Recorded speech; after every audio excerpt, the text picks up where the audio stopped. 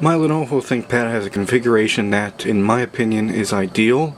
Being a T-series laptop of a more contemporary configuration in terms of performance, well, it really does outperform my older, no longer in service, and long defunct ThinkPad R60. The only gripe that I honestly have with this machine is the lack of a FireWire port standard. On older models it would typically be somewhere nearby the VGA port, and on the widescreen ThinkPad T61 models it would actually be right where this plate is on the palm rest, to the left of the wireless switch, and that's gone. It's missing. So it's curious that if you opted for a widescreen ThinkPad of this model and generation, you had one with FireWire port standard.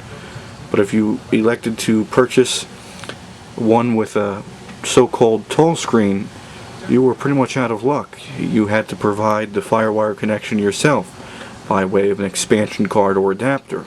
One often question that I receive on several of my videos discussing camcorders which record to tapes in the DV format that then need to be transferred to your computer over FireWire cable is whether or not the purchase and use of an adapter will facilitate easy addition of a FireWire connection to your computer over its existing USB 2.0 ports. You need only take a look at the sort of reviews it's receiving.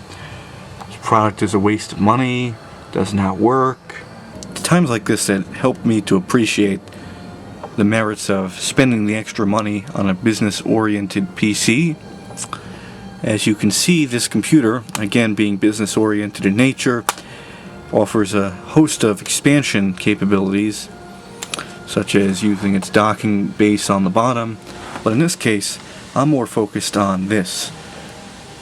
And that'll make the process of upgrading and adding FireWire capabilities to this machine a snap.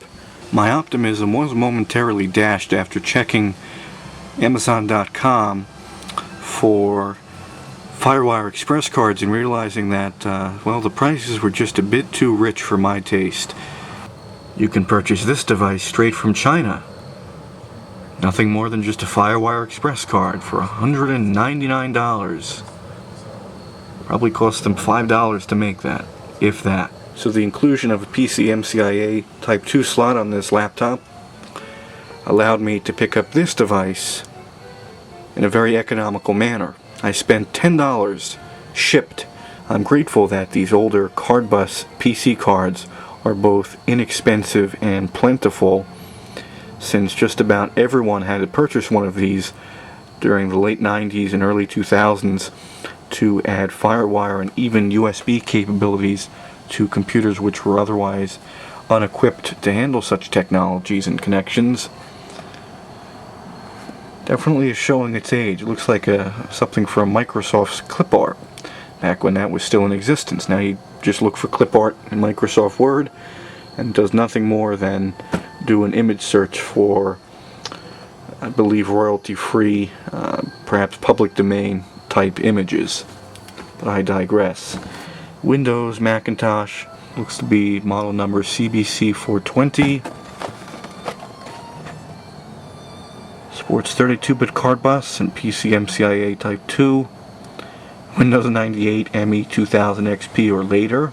I ended up purchasing this FireWire PC card over others which were similarly priced and equipped in terms of input and output connections, as it's not one of the slimline models which did away with having this bulky mass on the exterior with all the connections permanently attached to the card, and in lieu of that just used yes, I know, and in lieu of that just used can't make this up.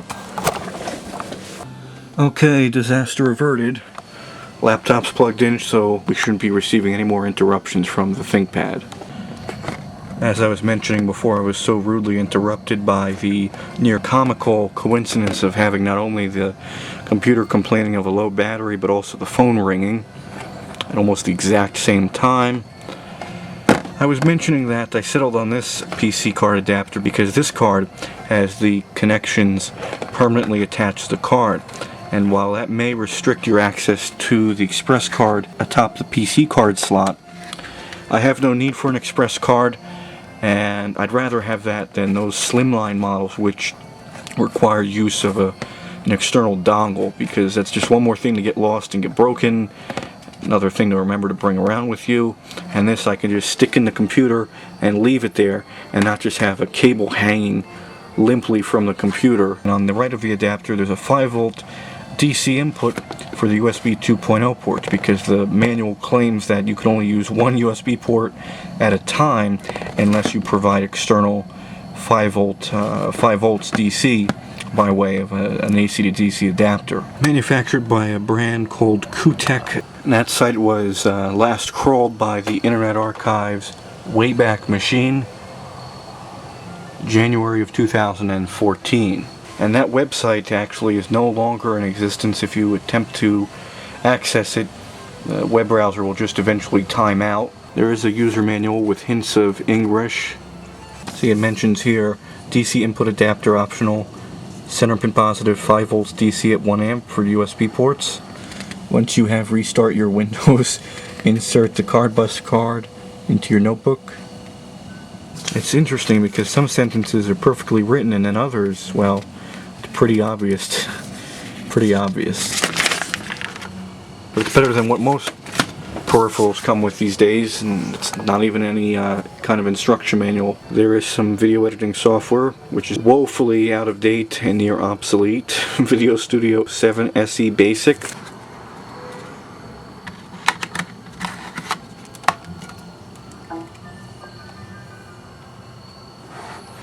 I have connected the card one time prior to the recording of this video, so the drivers have been installed and it is showing up in Device Manager. Now the only thing left to do is to test to see if it works. The camcorder is now connected to the computer by way of the included Firewire cable, which I don't know if it had a bad connection or just some oxidation that had built up on the connectors, but at first it wasn't detecting the camera being connected, and after cycling through inserting and removing the connector to the card, it began working. So we start WinDV. We do get picture.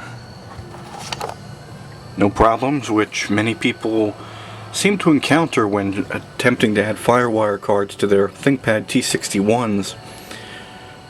It's been reported that blue screen of deaths are a recurring theme when taking that route, but that does not seem to be a problem here. It's working flawlessly. So now, how about we take a look at this Ulead VideoStudio SE Basic. See what exactly it has to offer. I hope this doesn't somehow foil my existing configuration and installation. The typical installation wants to install DirectX 9, QuickTime 6, Real Player 8, and Windows Media Player 9. And the compact version only wants to install DirectX 9 and Windows Media Player 9. So, well, if all else fails, I suppose I could go and use System Restore.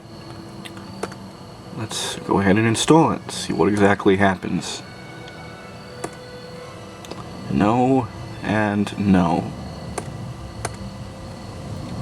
Real throwback.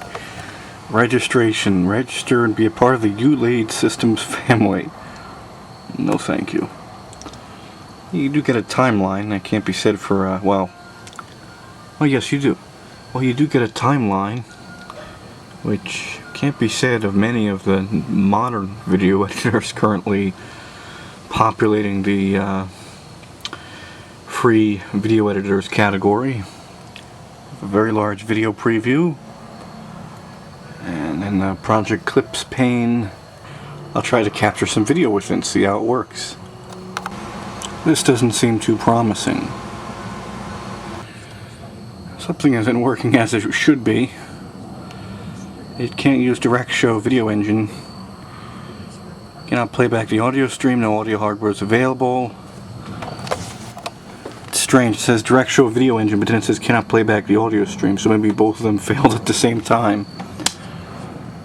The only thing I could do to preview this is to use the this scroll. The only thing I could do to preview the video is by moving the playhead from side to side in the timeline. And then it jammed. I can't add any of these titles to the video. The only thing I could do is just preview it by moving the playhead. All these titles, I can't use them. I can't right click. Let's see if I can add an overlay. Nope, that's not working either. So let's see what share gives us, what options that. NTSC DV, video CD, MPEG 1 352 by 240. Let's try custom. And I want to do, there's no option for QuickTime Movie or MPEG 4. Just WMV, MPEG, and AVI. So I guess we'll do MPEG. And set that to 720 by 480. Compression. There's no MPEG 2 even, it's just MPEG 1. Turn the quality all the way up. Look how low that bit rate is, even for standard definition. So let's just leave everything as it is and see just how bad the quality actually is. Test. See, it is rendering. Unable to load library. It's something about transitions that are causing it to misbehave, so yeah, that's a write-off. I'm going to be uninstalling that software from my computer just as soon as I finish this video.